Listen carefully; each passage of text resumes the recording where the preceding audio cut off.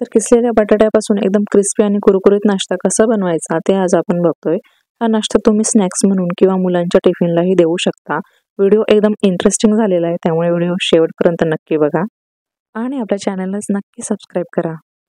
नमस्कार मंडळी, मी आनंदी अभिजित ह्या यूट्यूब चॅनलवरती तुम्हा सर्वांचं पुन्हा एकदा खूप खूप स्वागत।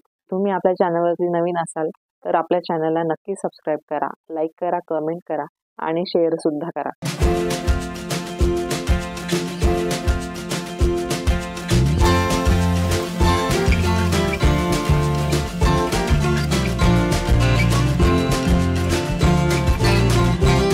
तर सगळ्यात आधी इथे मी 5 कच्चे बटाटे किसून घेतलेले आहेत। किसल्यानंतर ते 2 ते 3 पाण्याने स्वच्छ धुवून घेतलेत।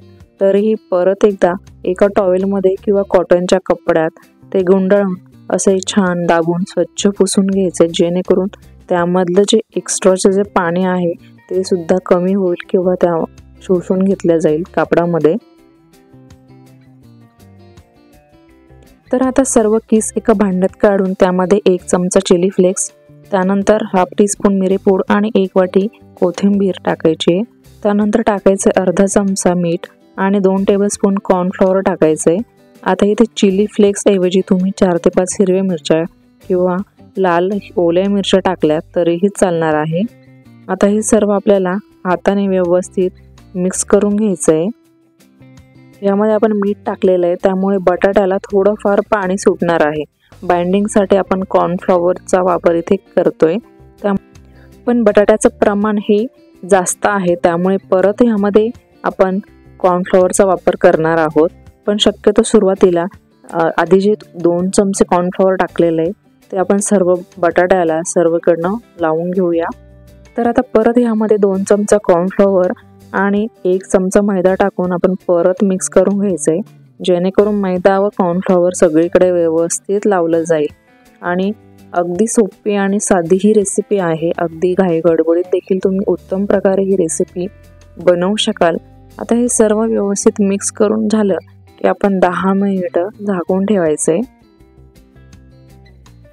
तर इथे मी 3 ब्रेड घेतलेत, ते मिक्सरमध्ये फिरवून त्याचे असे ब्रेड क्रम्स करून घेतलेत। हे कोटिंगसाठी आणि बाइंडिंगसाठी आपल्याला उपयोगी पडणार आहे। आता आपण बटाट्याचं जे मिश्रण आहे त्यामध्ये बरंच पाणी सुटलेलं आहे, पण पाणी काढून न घेता त्यामध्ये आपण 5 ते 6 टेबलस्पून ब्रेड क्रम्स टाकून घेणार आहोत, जेणेकरून जे सर्व पाणी आहे ते एकदम शोषलं जाईल ब्रेडमध्ये आणि हवं ते बाइंडिंग किंवा हवं ते जे मिश्रण आहे ते आपल्याला मिळेल। ब्रेड क्रम्स टाकून झाले की हे छान व्यवस्थित परत मिक्स करून घ्यायचंय। आता हे मिक्स केल्यानंतर आपण त्याला आकार देऊन घेऊया। इथे तुम्ही आकार कुठल्याही प्रकारचा देऊ शकता, टिक्की सारखा आकार दिला तरीही चालेल किंवा स्क्वेअर शेप म्हणा, ओव्हल शेप म्हणा, असे आकार तुम्ही त्याला देऊन घ्यायचे। आणि आकार दिल्यानंतर ते ब्रेड क्रम्समध्ये कोटिंगसाठी असं मिक्स करून घ्यायचंय। तर सुरुवातीला आपण 7 ते 8 कोटिंग करून घेतलेले आहे ते नगेट्स, तर हे आपल्याला तळून घ्यायचे। तर एका कढईमध्ये मी तेल व्यवस्थित तापवून घेतलेलं आहे आणि आता सगळे नगेट्स ह्यामध्ये सोडून ते सुरुवातीला 1 ते 2 मिनिटं हाय फ्लेमवरती तळून घ्यायचे। नंतर मीडियम हीटवरती छान कुरकुरीत तळून घ्यायचे। आता हे तळून होतंय तोपर्यंत तुम्ही अजूनही आपल्या चॅनलवरती सबस्क्राईब केलेलं नसेल तर पटकन सबस्क्राईब बटनवरती क्लिक करा आणि आपल्या चॅनलचा एक भाग व्हा। त्याचबरोबर व्हिडिओला लाईक करा, कमेंट करा आणि शेअर देखील करा। तर इथे हे नगेट्स असे चमच्याने खालीवर करून किंवा सगळी साईड त्याची छानपैकी तळून घ्यायची, जेणेकरून सर्वीकडने ते छानपैकी भाजले जातील, त्याचबरोबर तळले देखील जातील आणि ते कच्चे राहणार नाहीत।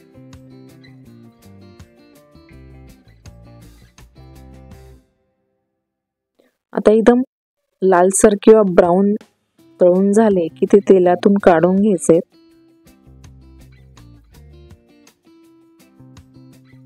आणि हे बघा एकदम क्रिस्पी आणि टेस्टी, त्याचबरोबर दिसायलाही सुंदर असणारा असा कच्च्या बटाट्याचा नाश्ता एकदम इथे रेडी आहे। एकदम क्रिस्पी झालाय, तुम्हाला आवाजावरून समजलंच असेल।